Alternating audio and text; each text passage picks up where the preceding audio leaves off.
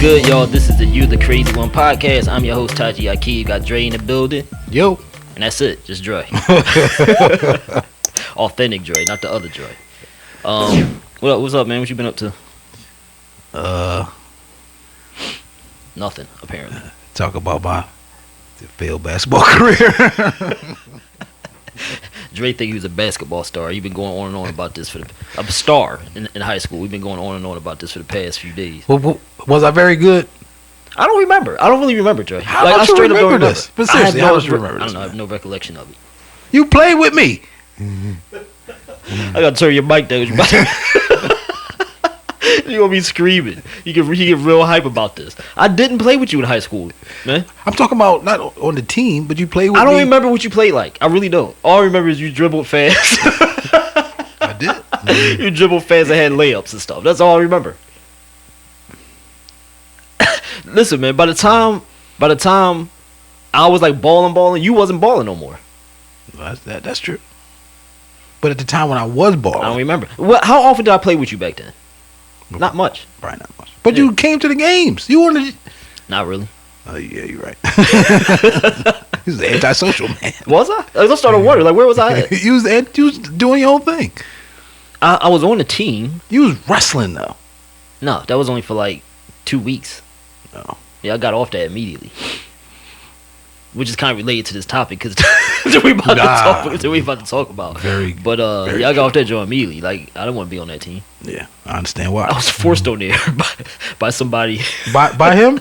Yeah, I'm assuming that's why. That's a perfect segue.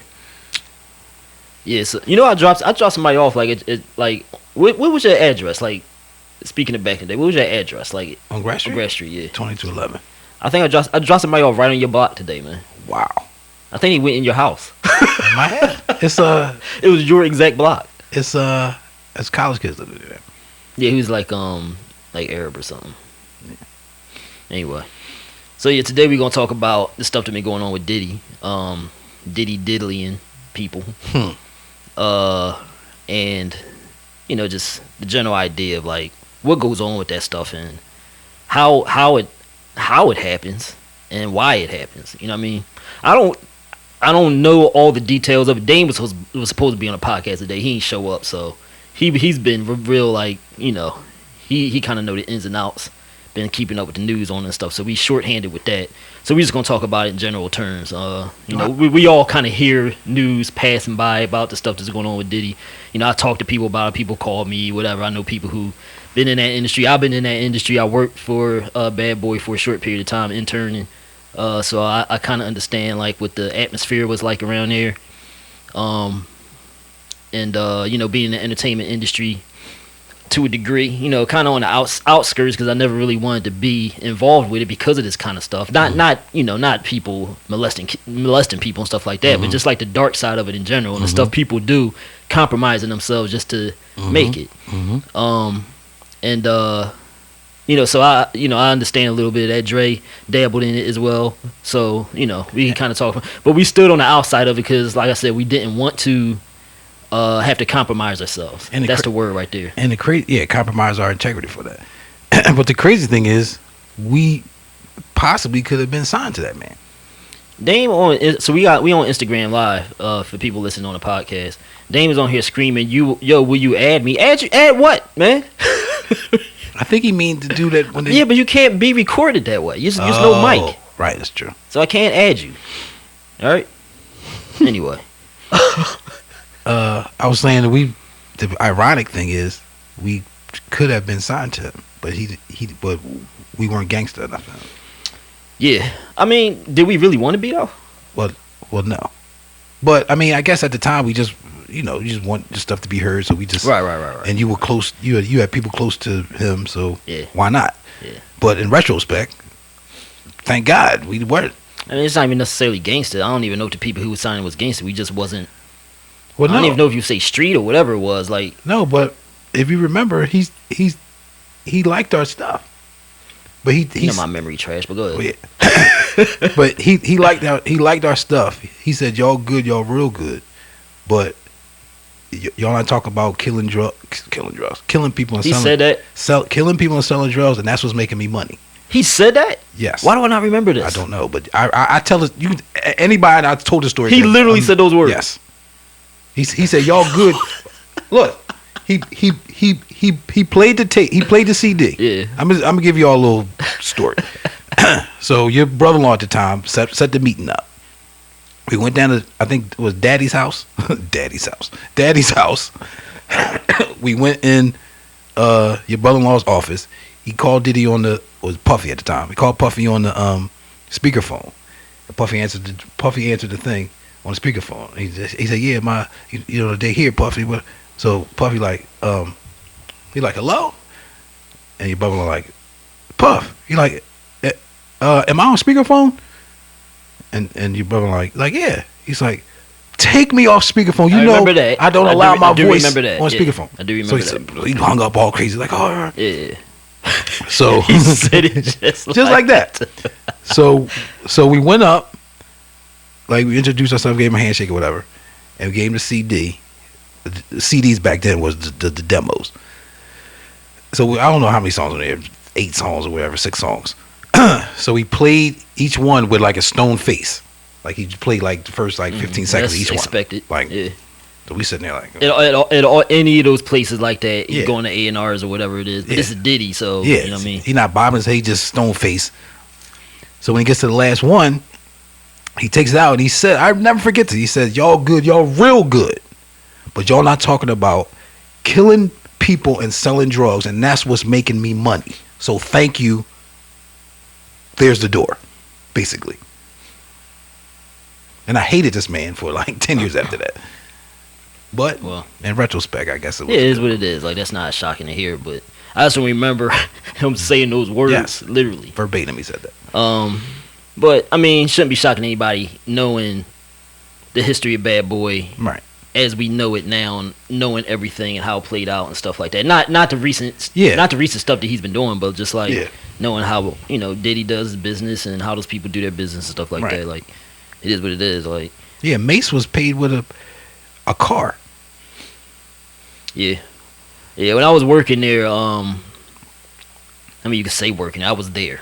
I'm not gonna say I was working there. You were an intern. Yeah, but I wasn't really working. They didn't ask me to do nothing. Oh. And the reason they didn't ask me to do nothing was because I really believe that they size people up when they come in that place. Right? That's what somebody said the other day. Yeah, they size people up when they come in there, and they knew from looking at me how I moved that I wasn't going to be a bad boy type. Meaning the type that just lets people do whatever you want just because you want to get to the next level. So they asked me, the guy who I was working under in the A&R department, he just pretty much just sat around. He had like this stone, I ain't going to say his name, but I know his name, I ain't going to say it, but he had just like stone face and just kind of like sat around with just stupid ass face and just, just didn't ask me to do nothing. I was just sitting around. So I had to like hustle. So like I had like rappers would come through, Nas, Busta, whoever, like, and I just do chores for them. You know what I'm saying? I remember I used to go, like, I think I got busted some blunts one time, which that to me was like, because I don't smoke, I don't drink, nothing like that. So I was like, I ain't trying to be doing this shit, like, But there's people like, that's what you got to do, like, you got to hustle, whatever. Boy. Yeah, I remember I ran something to Nas's studio one time. Like, I'm cool with that, and I was an intern, so doing that kind of stuff as an intern, I was okay with that, but like certain things, like buying blunts for people, what I mean? And it's certain stuff I had a problem with that people confuse with what they call paying dues, right? So like even on the original Making a Band and the Infamous, they had to walk for cheesecake and stuff. What does that have to do with anything? Nothing. I mean, that has nothing to do with nothing. It don't have anything to do with what you're doing as far as music, but I guess he's trying to run it like a boot camp, like the But why? You don't do that? Discipline, who knows, right? Like, it don't really have nothing to do with what you got to do. He was abusing his power, and he could do that because he did it, and these people are hungry to do anything. Yeah, Dame said on Instagram Live, Enes said they do size you up and see. I didn't even know he said it. That crazy? And I'm saying the same thing. I was about to say, and especially for the parties. He said you had to fit a certain mold, look a certain way, act a certain way, so, and then you could be let through the door for them parties. So I look at it similarly to just how men size each other up, right? I'll call myself like a little dude. I haven't been tried much in my entire life. Yeah. even though I'm diminutive stature to a degree, right? But it's the way you carry yourself. Right. So dudes will size you up like, I don't try much. I had people tell me that before, like, you look like you ain't really dude to be fucking around with, whatever. Yeah. And then some people do get tried. And sometimes be wondering, like, why this always happening to this dude? Like, why people? And it's like, maybe they get a different vibe from him. You know what I'm saying? I've had people tell me that. Not that I walk around with a scowl on my face, right. but Neither do I. Just a certain look. Like, all right, well, he that boy cool. Like, don't mess with him. It's almost to a point where, like, I feel deprived. Like, I haven't been in like many fights in my life. Right. Yeah, like, I want to fight sometimes. Right. Yeah. Yeah. But people, just for whatever reason, they don't go there with me, right? Yeah. Knock on wood, because maybe this age now I ain't really trying to fight nobody. Right. Of course not. All these injuries I got. but so I look at it similarly to that. You get energy from people. You size people up. Like, it's a real thing you can do. So, like, a Bad Boy, I think that's what was going on. I think he just knew. So I was cool with the other interns, and, like, there was a producer there that I was supposed to be working with. Do I remember his name? He wasn't like a well-known, but he's like one of the producers that work with the well-known producers. You understand? Like, sometimes those producers do most of the work, and the other producers put their names on it. It's kind of like ghost producer. Right. Yeah. So he's one of those dudes. Like, he was semi-known, but, so I was supposed to be working with him, but I didn't stay there long enough to work with him. The one person who did kind of take me under their wing was Harv Pierre, right? Yeah. So I was walking, if you remember those days, if you a millennial, like a younger millennial and younger, you wouldn't know who Harv Pierre is. But if you saw Making a Band, you would know who Harv Pierre is. He kind of had like this scowl, his same look, like bald-headed, stone-faced, whatever. But he was Diddy's right-hand man pretty much in those days. And I was doing delivery to Sean John, which is, Diddy's clothing line. Does that still exist? I don't think so. So I was doing a whole other building. So this is New York, so I'd walk over there, whatever, however I got there. And I couldn't get in. They wouldn't let me in the door. So Harv Pierre was walking through the other side. And he was like, Taj, right? First of all, I don't even know how this dude know. How you know my name? You right under Diddy. You know my name. He's like, what's going on, whatever. So I was like, I can't get in. He on the other, it's two entrances on the other side. So he's like, all right. He's like, let him in, whatever. So I go in with him, and I'm like, what the fuck? Like, with Harv Pierre, like going up the elevator with Harv Pierre and stuff, right? And I forget what happened, but somehow I made a connection with him, and he started requesting me personally to like drive him places and stuff like that. That was cool. I was cool with that because I'm next to the dude who's next to the dude who's next to the top. Right. And that connection was just off of your vibe. Right. Yeah. So, but when I was in, this is an interesting story too. When I was in Sean John that day, I met this boy, De Niro is his name, right? You remember De Niro? Yeah. And I was delivering something. So in those days, working at Bad Boy was like the place to be. Even if you were intern like me, it's like. So I told him I worked at the studio. He's like, oh shit, like it's like crazy to work at the studio, right? Of course. Yeah. So I was like, nah, I ain't really. You know how I am. It's like, ain't really. Whatever. You nonchalant about it. So it's really how I felt. Like, I'm not impressed with stars and celebs and stuff. So I'm like, whatever, man. Like, in those days, just to give you an idea, people would literally cry outside the building at Bad Boy if they lost their job or something, begging and pleading to get their job back. Like, crying. It's like their life. Like, they can't imagine anything else. That's how crazy it was. Yeah. So we was chatting for a little bit, and he was in the management and stuff. Like, he trying to get into that. So we exchanged information because I was doing beats and all that stuff. That's part of the reason I was in New York too, to promote what I was doing, promote my music and my beats and stuff. So I was like, we can link up whatever on that maybe one day, whatever. He's like, yeah. So we exchanged information, right? Leave that story right there. So I went back to working the Bad Boy and everything. Harv Pierre wasn't there that much, so I just couldn't. Like I said, I was cool with the other interns and stuff, but I just couldn't sit around there doing nothing. And plus, the atmosphere was like, it was just crazy stuff. They was taking. I didn't see it, but, I know about it. Like, they take producers in the back room and beat them up and shit like that. LL called there one time, like, threatening to come up there and beat up Diddy because he didn't pay him money. It just wasn't professional. You come in there and smoke weed. Like, it just wasn't professional. Like, if you went to, like, a Sony studio or something like that, that would never happen. That would never be happen. Yeah. Unless it's, like, night session or something like that. But, like, coming in the day, like, I just wasn't trying to be around. That's not how I was raised. I didn't like the culture. It just felt dark. Bad environment, right? Yeah. So I left. Like, I just left because it's like, I know I could have had this thing with Harv, like making some connections, getting to know rappers and stuff like that. It was like, that ain't me. Like, I'm not trying to. I'm not here to like know celebrities and like kiss up to people and all that shit. That's not who I am. Right. So and you had to do that to rise up in Bad Boy. So I left, whatever. So the interesting story about De Niro is like a couple months later. I forget, like, we linked up somehow, called him, texted him, or he texted me, whatever.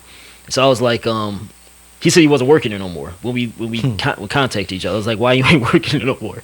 He was like, and this says it all. He said, "Because I couldn't respect myself as a man working there." That's really what it's like. If you respect yourself as a man, yeah. I hit him up the other day. I was like, "You remember that?" He's like, "Yeah, I remember that." He was cracking up stuff, but like, wow. And so I brought it up because you see the stuff that's going on with Diddy now. And that's why I hit him up. Like, ain't that crazy that you said that now and now you see what's going on? Yeah. Literally doing stuff to men, right? Now, is it exposed that he really is, or is it he was doing stuff to dudes or in kids or whatever, or is it like just rumored? Well, as far as I see, as far as like official charges, is this allegations, right? So it's not really even towards men. It's just he's supposed to have sex workers and drugs and stuff at his famous parties or whatever. But everybody around him, like probably some of them same producers that was there when you were there, are coming out talking about, well, I was at a party where blah blah blah happened, and they're recalling stories where. So where's the gay stuff coming from though? Because some of them say that he took said artists in the back. They don't know what happened, but so there's no like hard allegations. It's no hard evidence, like there's no videotape or nothing. But did anybody come out who he supposedly did something to? Any dudes? Not did something to, but maybe attempted to. So it was I have heard some of those stories. Yeah. I can't forget who it was. It was an actor. I forget his name, but he said Diddy called him one night because it was supposed to be like an after party or whatever. So he called him like, "Yo, you gonna come to the party, whatever?" He's like, "Yeah, who all there?" Diddy was like, "No, just me." But it's like 2 in the morning. Like, he's like, "No, I'm good, whatever." Yeah. So it's another time where like somebody came to Diddy's room and Diddy answered the door naked. Like this is stuff like this is weird stuff that you just don't do. Yeah, I mean. Allegations are allegations. It's allegations. I don't know if like I believe it unless there's like any hard allegations. However, I do believe it because I know that kind of stuff goes on in the industry. But it's little stuff where they're showing clips now. So like Usher, for instance, when Usher first, he was like Usher like 13. Dave says there's no hard in capital letters. Pause allegations. No Diddy. So when Usher first started, Usher lived with Puffy. Mm-hmm. So it's an interview with Kevin Hart, and it's Kevin Hart, Usher, and Diddy. And Diddy like, yeah, I remember when me and Usher used to wake up together. I mean, who said this? Diddy about Usher. I mean, I try to be fair. Like it could have been. It could have been a slip up, but it's a lot of those. Yeah. It's a lot of those could be slip ups, Freudian slips. Yeah, you telling on yourself. So, but there's nobody really said what he really. So the fleeing is because of what? Fleeing the country. I know his house got raided and all that kind of stuff. But so what's the raiding for? Put it that way. He supposedly had sex workers and drugs at the crib. Sex trafficking. Sex trafficking, drugs and or weapons at the crib. And he had his sons cuffed up and stuff. But he was in Miami or something. So we need a lot more of the story to develop, essentially. Yeah. And the internet's just running wild with it. And he's a free man walking around right now. Right. By the way, so there's no official charges on him, but there's a speculation about this for years now. Yeah, I mean, the way I look at Hollywood, is that I don't think you can make it to the top tier levels unless you compromise yourself, and that goes for all of them, even the likes of like Kendrick and J. Cole to a degree. Right? Yeah, and what I mean by that is like I don't think they're doing any heavy compromising, but they not conscious. They changed a little bit, to some degree when they when they got to that next level. You know what I mean? Even if it just come down to like some songs where they disrespecting women, they have stuff like that. You know what I'm saying? Yeah. That stuff is not necessary to do.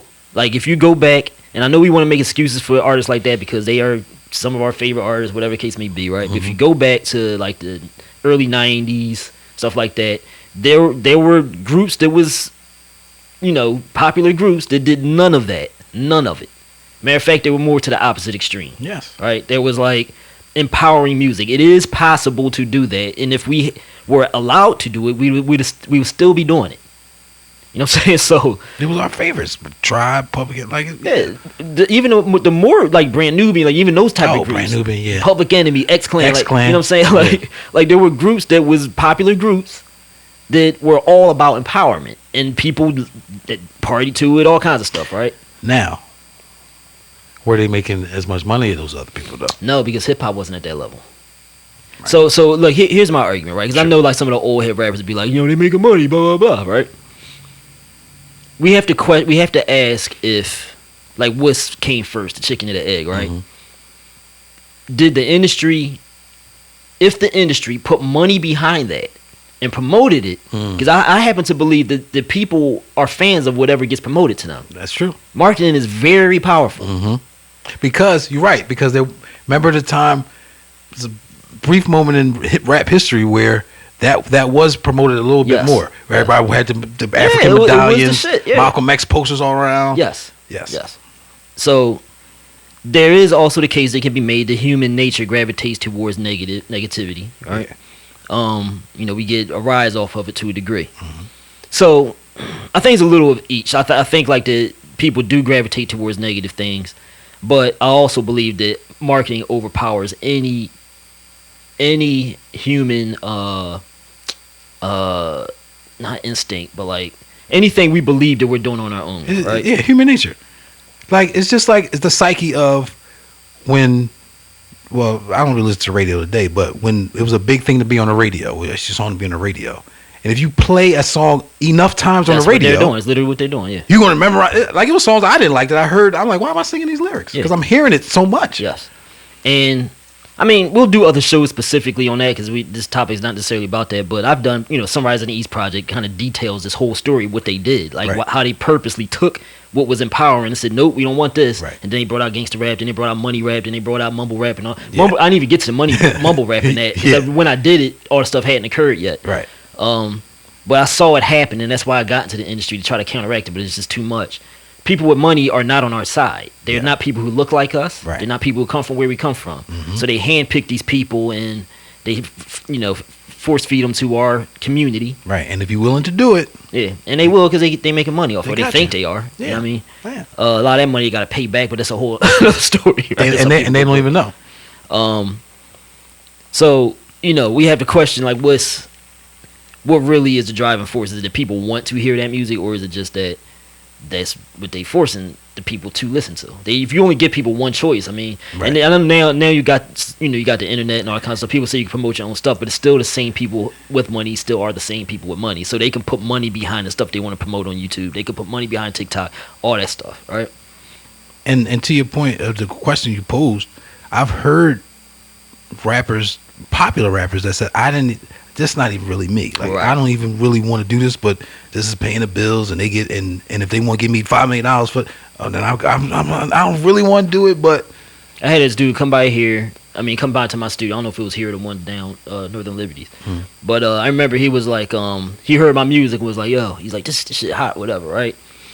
And then he was like quiet. He was like, man, I wish I could do music like this. And I didn't say nothing, but I'm thinking like, yo, you love this music, you wish you could do it. Why can't you do it? Why can't you do it? You know why?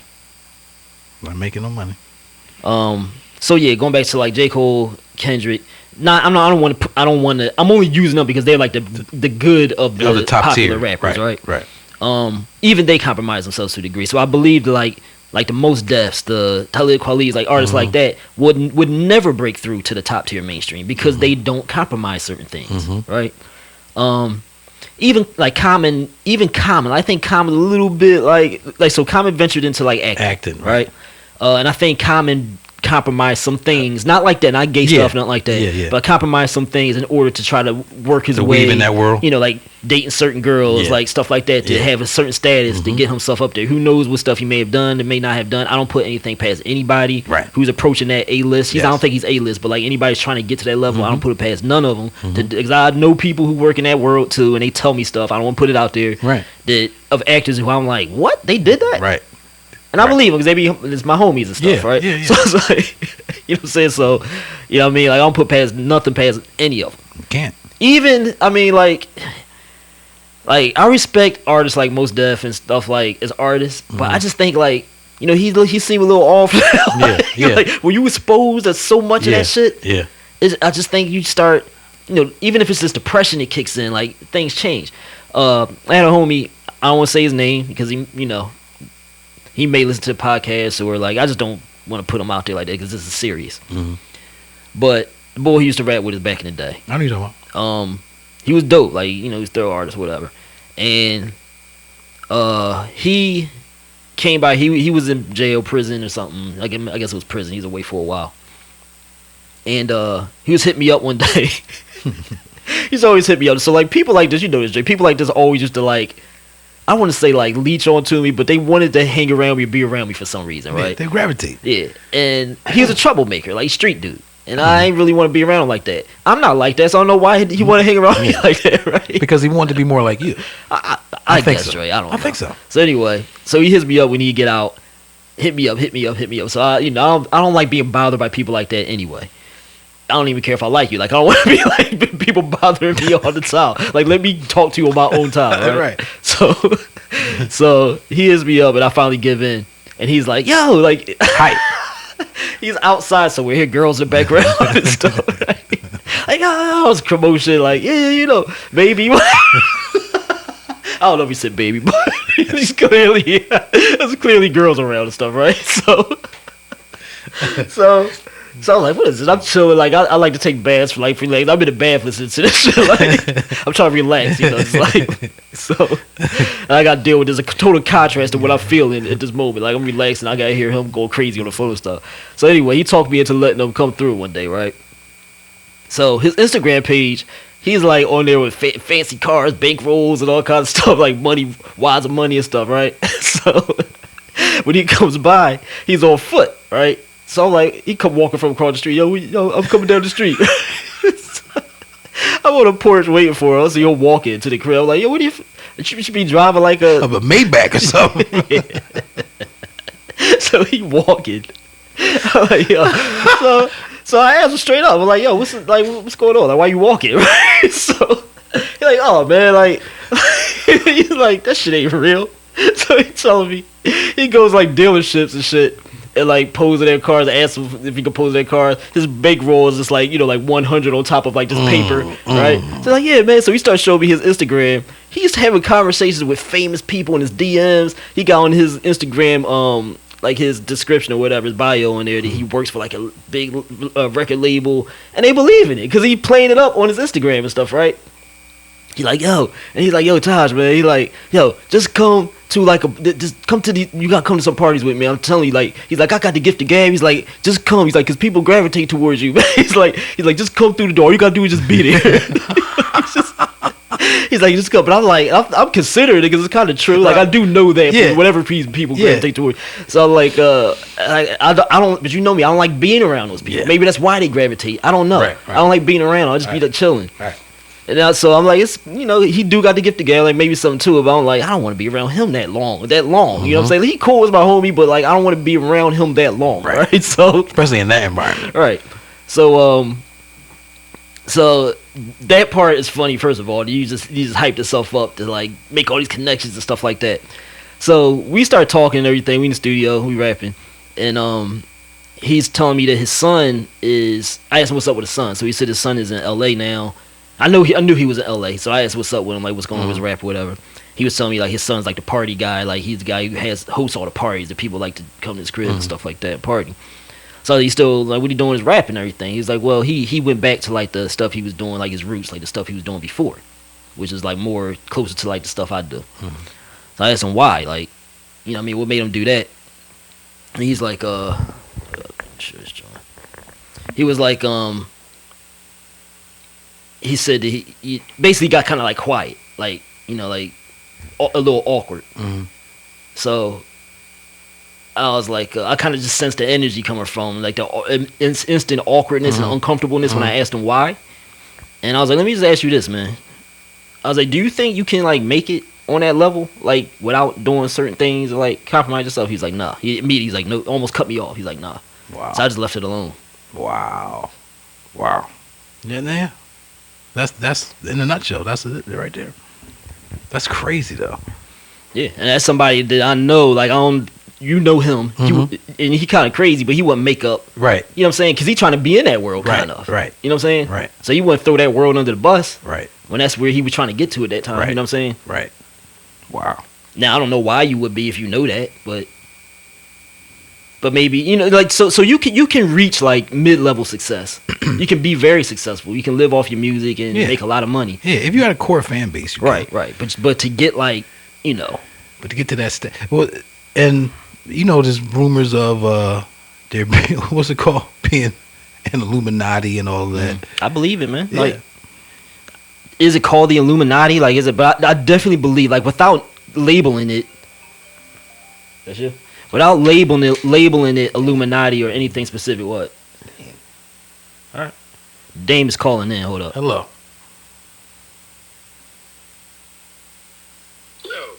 Yo. Put it to the thing. You talk about? Did you see the message I just texted? You talk about the same boy I saw in California? Yes. Yep. Because remember, I had a story for you from that time, right? When I see them in California. Now that I think about it, I might have got asked to a Diddy party. Why you say that? I remember the story. You gotta retell the story. So I saw him on Venice Beach. I'm chilling. I'm like, yo. He's like, yo, ain't you Taji home? I was like, yeah, what's going on? Your name such and such. I forget. I don't want to say his name. Right. So he like, yo, I knew I would see somebody. I always see somebody from down here. I'm like, yo, all right, cool.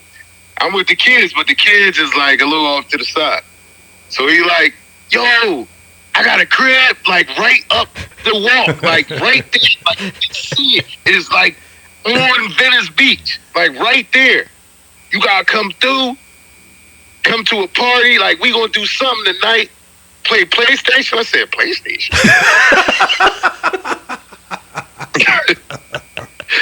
What's that? Come over to play PlayStation, grown man. Yeah, so he gave me his number, right? He gave me his number, and so he gave me his number. So I gave him my number. Later on, yeah, I hit you up, yada. Later on, like 8, 9 o'clock at night, he texted me. I ain't answer the text. I think I called you. I'm pretty sure I called you, told you like, yo, why is the boy hit me up trying to get me to come on his crib so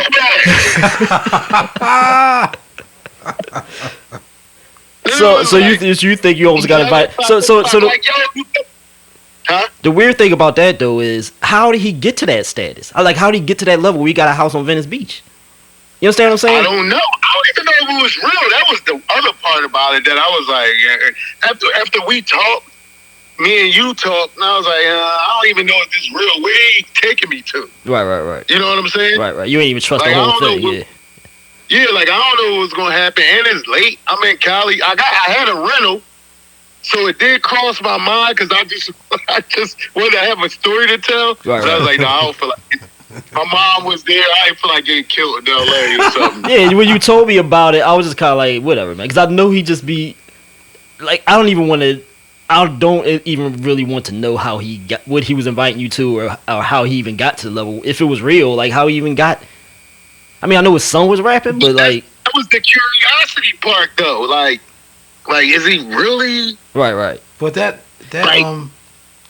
house on the beach could have been rented or something like that. It could have been rented. Yeah. I mean, like I said, he had to. But he said he lived out. He said he lived out here.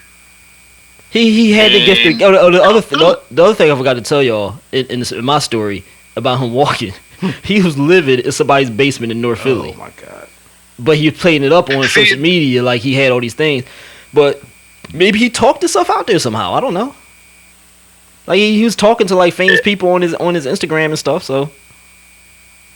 Wow. Yeah, I don't know, but after talking to you, I was like, nah. Because I remember you was like, what? Because we both wanted to say no. Like, what's going on? So we both was going back and forth like, yo, maybe you should just go do it. Right. Go see what's going on. And I was like, yeah, maybe I should go see what the fuck is going on. And then it was just like, so then after like a couple times didn't answer, that's when he like, yo, just come through. We ain't gotta do nothing. We can play PlayStation or something, hang out. I'm like, Yeah, I don't want to get into like what we were speculating afterwards. I'll just leave that alone. but you know what we were speculating like, afterwards. Yeah. oh, I ain't saying. Right.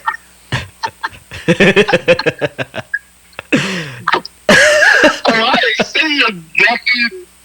I don't know nothing. That's what I'm saying. Right.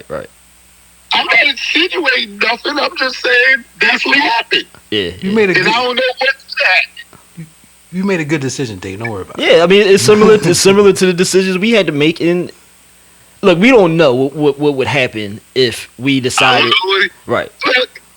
they're missing out. Martin and them could have been over there chilling. Right. You don't know, but Yeah, but you don't know, and then you don't know what could have happened. So, all right, I man. also don't know what could have. right. Which, All right, we out. yes. Call back if you got some other stuff. All right. So, That's crazy. but the thing is, like, just like we talked about with Diddy and the sizing up, you know, like how they size you up or whatever. You get a sense from stuff. Like if it feels, especially if you're somebody who doesn't engage in certain, I don't want to say debaucherous. That might be a harsh word to use, It's but a like, certain lifestyle. yeah, if you don't engage in that, you get energy, like you get vibes from people, right? But you know what? I heard this when I was young, and I see it as I get older. For some reason, though, those like I don't know, devious people, but those type of people always, well, a lot of they're successful. Yes. All right. Like even like just not even like in business. Like if you just an asshole, devious guy, don't care about who you step on, who you treat like shit. Those are the people that be the top dogs. So yeah, and I think about that a lot, right? In life, not even just music, like Yeah. just In life, all yeah. walks of life. It seems like the worst people are the ones who make it to Yes. the top, right? Yes. So, and if you're people who believe in God or whatever, you gonna wonder about that. Like, why does God work that way, right? Yeah. This is my belief, and I don't want to spend too much time on this because again, this could be a whole other podcast topic. I believe that success is like that kind of success is very superficial, right? There's people who live in like third world country type places that live off the land for the most part, live very simple lives, who are some of the happiest long living people in this world. Very true. Like people who live past 100 usually live in those types of places. They live around family and their community, and their kids grow up on the same area, a small knit community. They all live together and they're happy. That's why they live so long. Less stress. None of technology and all these industrialism, none of the stuff that we have to deal with here that really contribute towards stressing us out.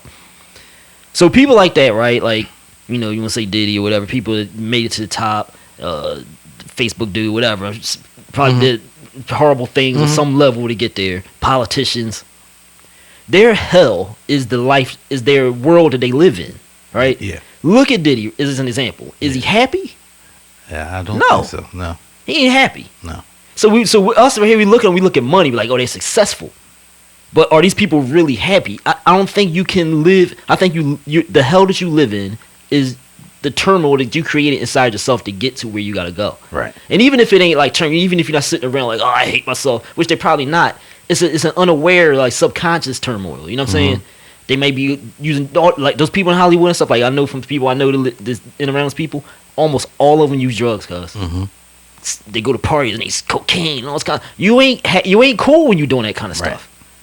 And then the pressure to keep up that lifestyle. You just in a perpetual state of agony, Yeah. damn near. Yeah. So a lot of them in therapy and all that kind of Yeah. stuff. Not to say that's the worst thing. A lot of people who live, you know, all walks of life be in therapy, but Right. that world is just like on